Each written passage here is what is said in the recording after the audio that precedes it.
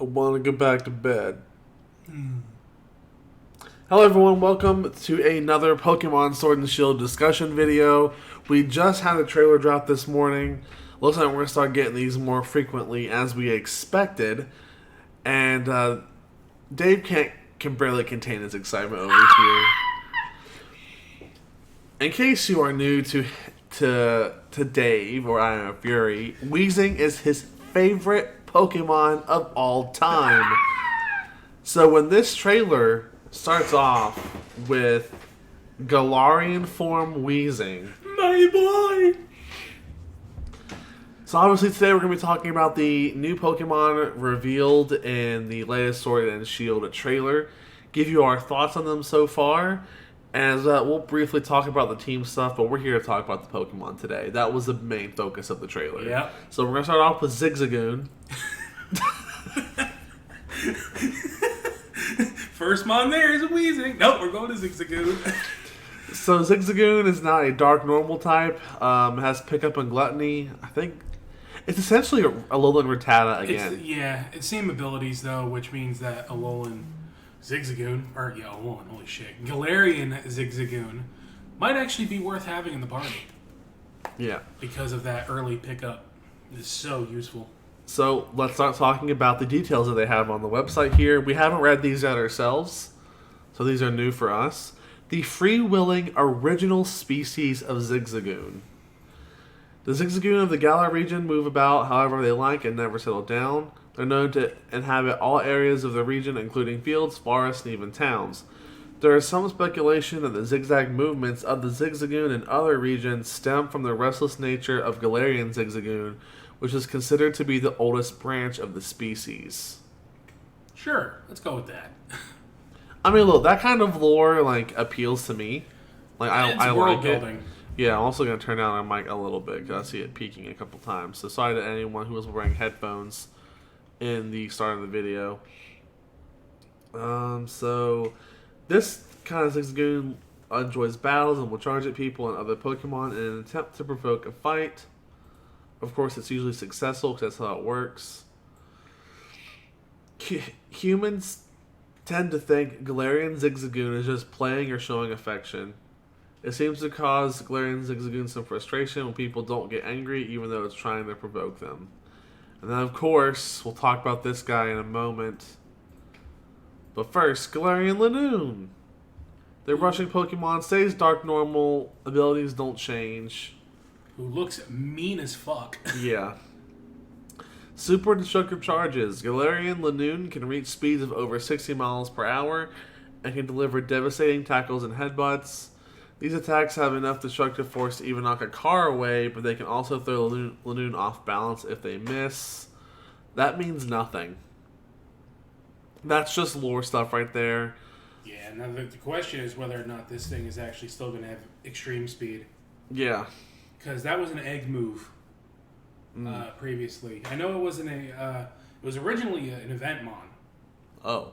But they changed it to an egg move in previous generations, and I wonder if they're going to keep it as an egg move in this game. Or if they'll give it to it naturally because they talk about how fast it is. Yeah. If this thing gets E-speed, especially when we talk about the next one. Yeah. This thing could end up being a fucking force. Even the stage 1. Right. Because Linoone's attack stat wasn't horrible, especially because it had belly drum. Yeah. So it's popular among unhappy and angry youths because Al the Edge. And there's nothing else great there. The big surprise for me came from the fact that Galarian Linoone can evolve into Obstagoon. This is the first time we've ever seen anything like this. Yeah. And this also points out that this is not going to be the only one. Living in the unique environment of the Galar region, some regional forms have developed unique evolutions unseen in any other region. Obstagoon, which evolves from Galarian Linoone, is one example. I think I know what one of the other ones is. Based on that leak. Farfetch'd? Far-fetched. Yeah. He's going to get one. Yeah, Farfetch'd is going to get one. By the way, if you don't know what we're talking about, briefly to kind of recap, there was a leak around the first big trailer we got? I think it was just before it. Just before the one that had like the legends in it. Yeah. And they have everything we've talked about has shown up. Everything. Everything. Of course, they didn't give us details on everything, but they outright said like that there were names. There were names.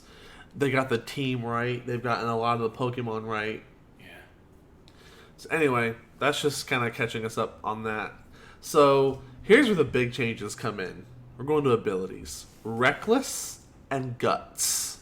Either way, that's fucking scary. And it's called the blocking Pokemon. So I think it's going to sacrifice speed and gain defenses. Both of them. Yeah. And if... I tell you the truth. Like, E-Speed Lanoon is scary. This thing probably won't even need it. Probably not. Because with Guts, it'll just attack powerfully. Yeah. And with Reckless, you put Double Edge on this thing. GG. Mm-hmm. Yeah. You could choice band Double Edge. So, let's see. Evolution spurred on by a harsh environment. The Lanoon of the Galar region live in harsh conditions compared to those found in other regions, with fierce competition against others of their species. Their survival instincts have been honed as a result, leading to their evolution into Obstagoon, and then it uses Obstruct before counterattacking. Though Obstagoon is extremely combative, it seems that it doesn't often launch the first attack. It will taunt an opponent, goading it into attacking. When it does, Obstagoon will cross its arms and meet the upcoming attack with its Obstruct move. That's new, isn't it? Yeah, it's a new move. Okay. Basically, I almost wonder if it's like that fucking Beak Blast move. It could be. It's especially skilled at throwing its opponents off guard and counterattacking with its sharp claws. So I don't know what exactly they're going to do with this thing. I don't know, but I love its design. It looks great. It looks like a member of KISS. It does. And I'm not a big KISS fan, but like aesthetically, it's a cool looking Pokemon. Yeah. I'm really excited about what they're going to do with Galarian forms having unique evolutions. Yeah. This is, I feel like, the natural progression of Alolan forms. Of Alolan forms, yeah. Once they introduced that, they kind of had to keep going. Oh, yeah. People loved it too much. And one thing I will outright say is that I love that it's not all Gen 1 Mons. Yeah, I was going to say, it took me by surprise that they jumped right to Gen 3. Yeah. Instead of doing any Gen 2. And this is also a first that we're seeing these unique versions of these Mons have evolutions that the original versions will not get. Yeah. Because original Linoon is not going to have an evolution of any kind. It has to be Galarian. It has to be the Galarian version, and they give it like a lore reason for it, which is really cool. That's why I love checking the website afterwards, because you get new information. You get a lot more information, and like we're about to probably find out why WEEZING is the way that it is. Yeah. But so that's always super exciting. So naturally, we're gonna talk about. We're saving my boy for last. I get it. We are. We're saving WEEZING for the very end. So we have more Pico here. Some Pokemon can change their form, often because of the effects of certain items or their own ability. Some of these form changes don't simply change the Pokemon's appearance, though. They can also affect the types of its moves or even change its ability. And that's going to be the case with our new buddy, our new Pikachu variant here, which I already like it because it's actually unique from the rest of them. It's not just Electric Mouse. It's probably not going to evolve. No, not because it already has two forms, so it kind of has no reason to. It's not going to evolve. I just hope the stats are decent, because for some reason, and this has been a thing since Gen 3, the Pikachu equivalent never evolves, but it just doesn't have good stats at all for like a whole game. It's good early game, but I don't. Then you just drop it like. Who uses a Mon just for one portion of the game and never uses it again? Poketubers. Okay, other than them. Nobody. So here we go. It's always hungry no matter how much it eats. Morpico constantly generates electricity with the sacs in its cheeks. That sounds familiar. This consumes energy, causing Morpico to be constantly hungry. This is why it's always carrying around berry seeds, protecting them with care. They serve as a snack. Its appearance changes when it gets hungry. When it experiences prolonged hunger, the balance of hormones within Morpico's body changes.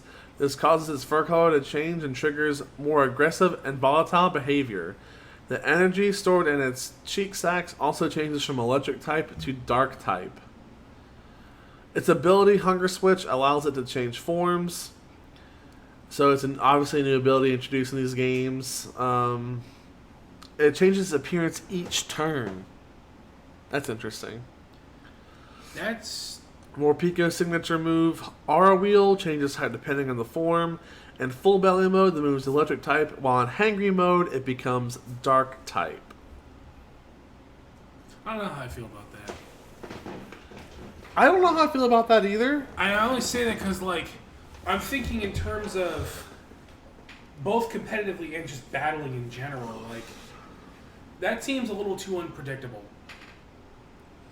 Or not so much unpredictable, but like, in what situation would you want to go from an electric type to a dark type? I don't know. Where you can't control it.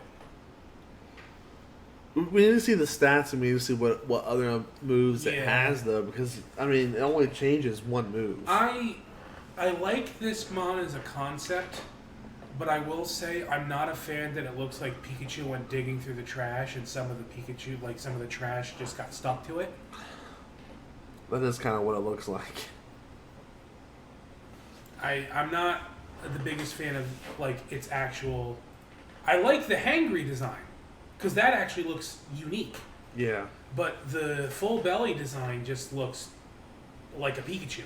Right.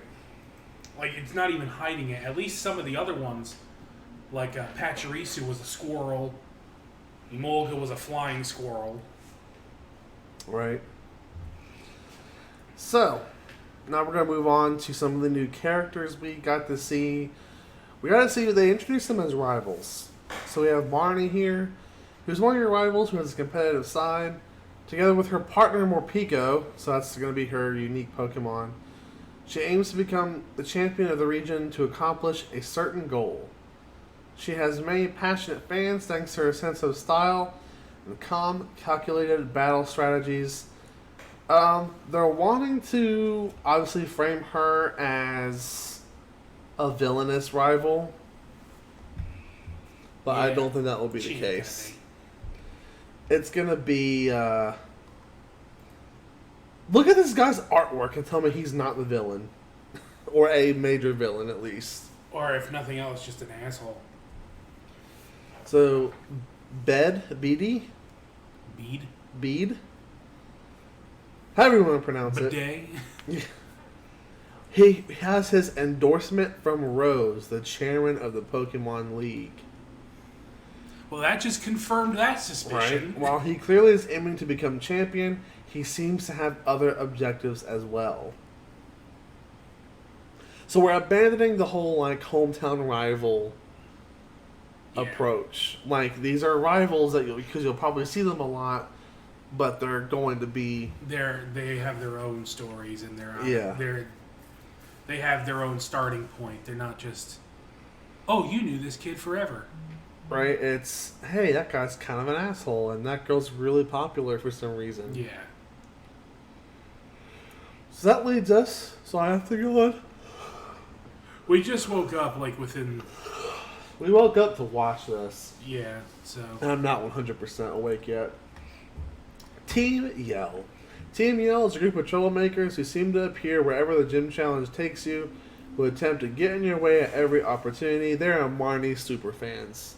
Yeah, and design-wise, they're basically punk rockers instead of rappers, like Team Skull.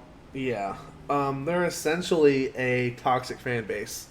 Yeah. They're kind of a little on the nose with that. Just like, hey, y'all have kind of been annoying for the past few years. I don't know how I feel about that. Like, there's a part of me that thinks it's kind of funny, but there's also a part of me that's like, is this what we're doing now? This is kind of cringy. Yeah.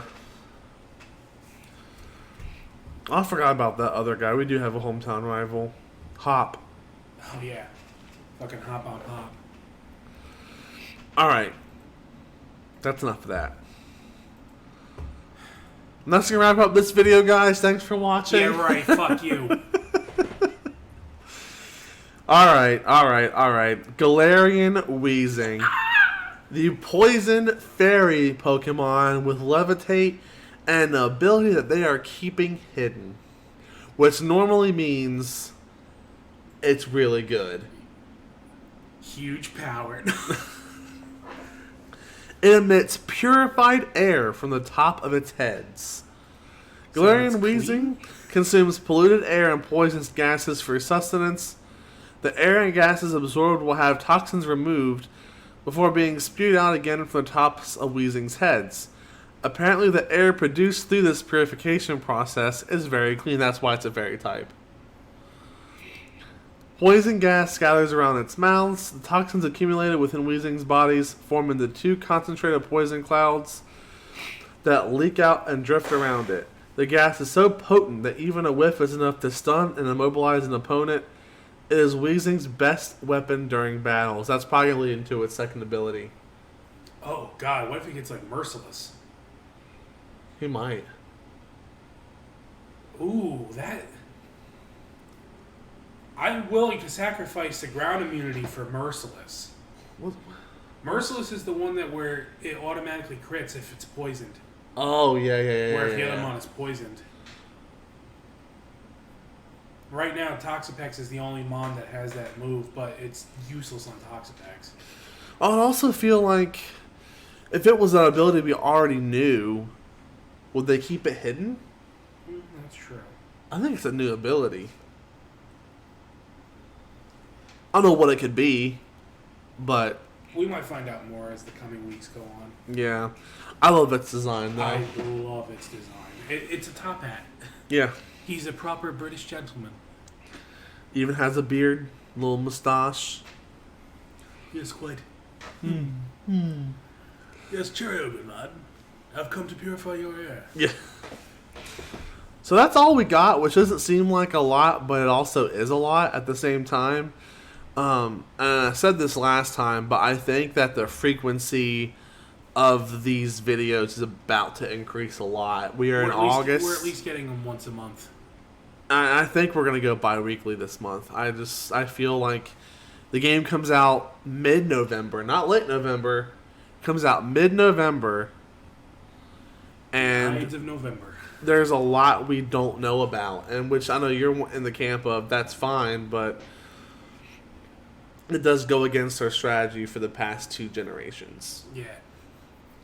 So, anyway, that's going to wrap up this video. And, hope you guys are as hype as we are. I mean, there's still things I don't like about Sword and Shield, but Galarian forms with evolutions, I'm good. Yeah. But, we'll talk about our growing concerns if they continue to grow in another video in the future. Oh, yeah, for sure. So, again, thanks for watching, guys, and we'll catch you for the next one.